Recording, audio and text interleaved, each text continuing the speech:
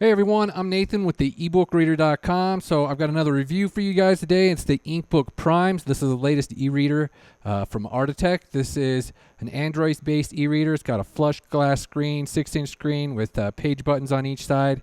And on the back here, it's got sort of a contour design. The power button in the top corner, and then on the bottom, it's got the micro SD card slot, USB port.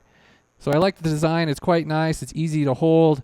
I like having the page buttons on the side of the screen there, and it's also got this a back button here below the screen. Actually, it's not a button, it's a sensor since it's got the flush glass screen.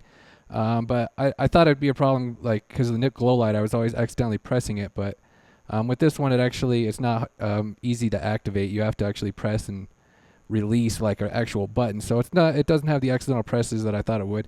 It actually works pretty well. So like I said, this runs Android 4.2. And then we've got some Android apps installed. It's got a really basic setup though. It doesn't have like an app store or anything like that. So like I was saying with the screen, we've got 6-inch e-ink screen. It's also got a front light built in with the adjustable levels here. It doesn't really show well on the camera here because it automatically adjusts and it's a Lightroom anyway. But at the lowest level, it's tad too bright for my liking in the total dark. I mean, it's fine if you got like a light on or something, but I would like it to get a little bit lower.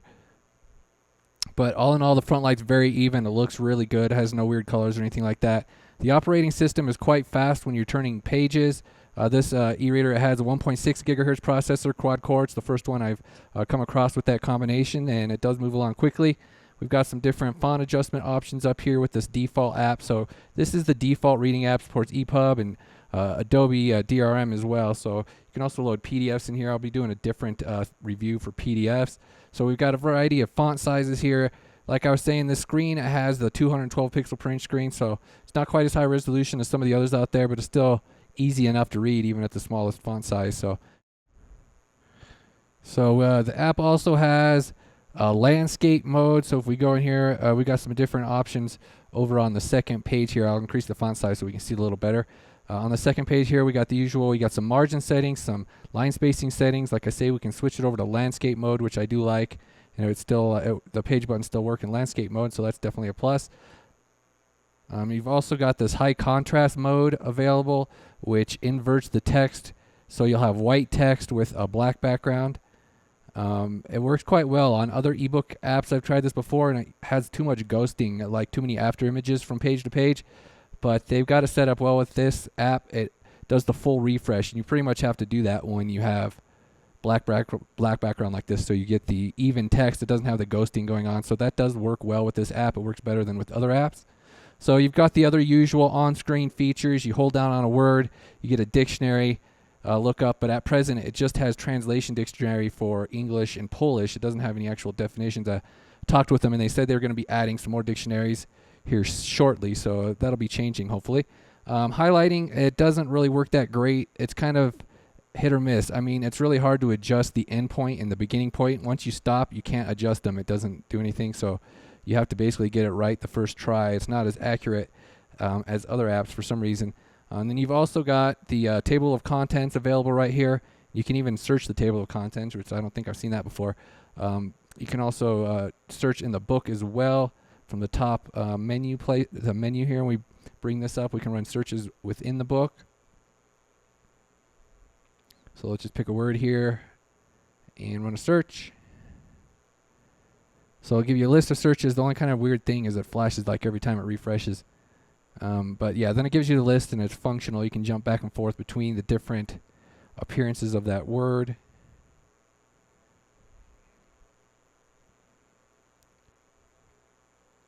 So then we've got, what else do we got up here? Oh yeah, we got bookmarks. You can tap that to add and remove bookmarks. So yeah, you got the usual notes, highlights, bookmarks, table of contents, that kind of thing. But there isn't really any advanced features with this app. You've got your note. Everything you highlight in your notes will get added to that section of your table of contents. You can jump back and forth from there. All right, so if you hit the more option over here, you get the option to search the web. That'll open up the web browser. So this device that has sort of like an Android web browser, it's just sort of like a trimmed down version of the Android web browser. What is nice about it is that the page buttons, actually that's the volume buttons. I got it set up for volume, but this side's page. So you can use the page buttons to scroll with the web browser. So that makes it a lot more smooth, because web browsing and ink's never a great combination, and the scrolling can be troublesome. But if you can use the page buttons, it's not bad. And if you use like mobile websites, it can work pretty well. So it just sort of depends on what you're using it for. You can use open up different tabs here. You got the tab window, and then you've also got the usual settings menu here. You can get your recent bookmarks and stuff like that, but you're not going to be able to sign in with a Google account because it doesn't have Google account support on this device.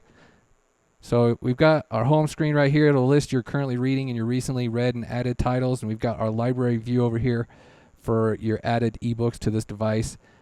This supports PDF, EPUB, and some other formats. I got it listed in the written view. Check that out. So we've got some different sorting options, and if you hold down on titles, you can view the information, the metadata, and the description if you want. And you've also got the option, you can delete the ebooks and stuff from right there if you just hold down. So you can remove your files, and then we've also got this built-in bookstore. I believe it's a Polish bookstore because Artitect's based in Poland, and well, it's definitely not English. So got the usual different categories and sorting options, so we can find content in there if that's your home market.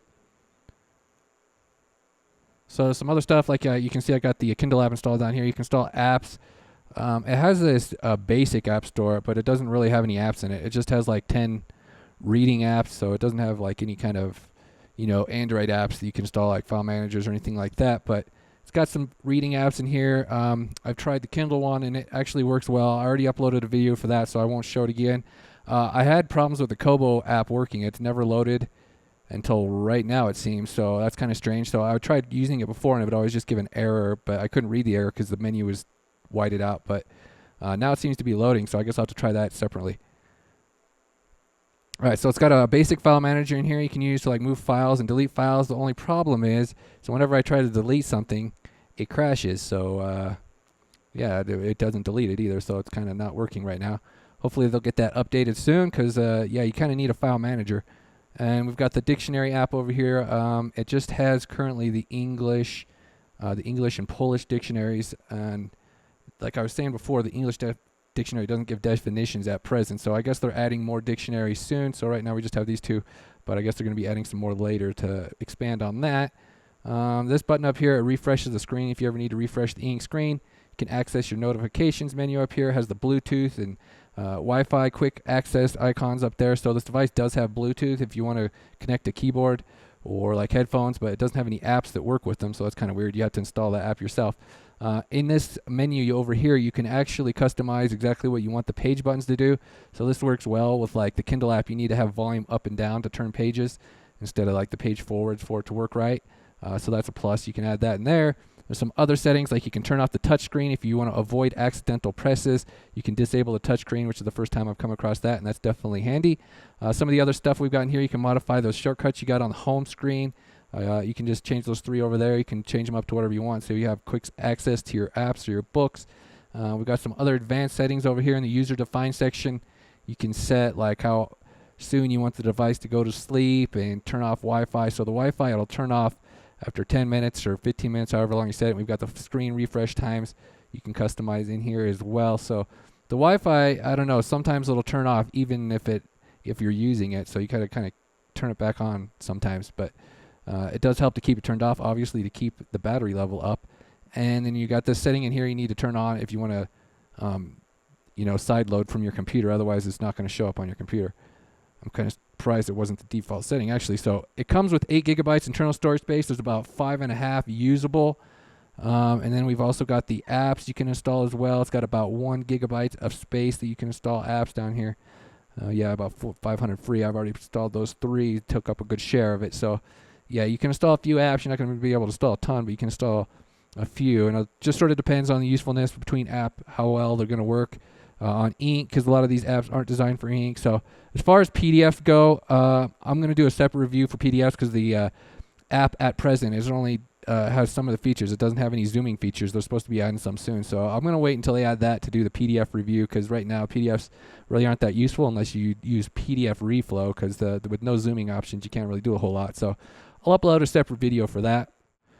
Alright guys, so I'm going to go ahead and wrap up this video review right here. Check out the ebookreader.com for some additional information. I'll have a written review posted for this device, and I'll also be posting some follow-up reviews, some other aspects like the Kobo app and PDFs and stuff like that. I'll probably post like a note-taking review, see if you can use it to take notes with a Bluetooth keyboard, and I'll post some separate individual reviews for stuff like that. So thank you guys for watching. Check out the ebookreader.com, and you have a good day.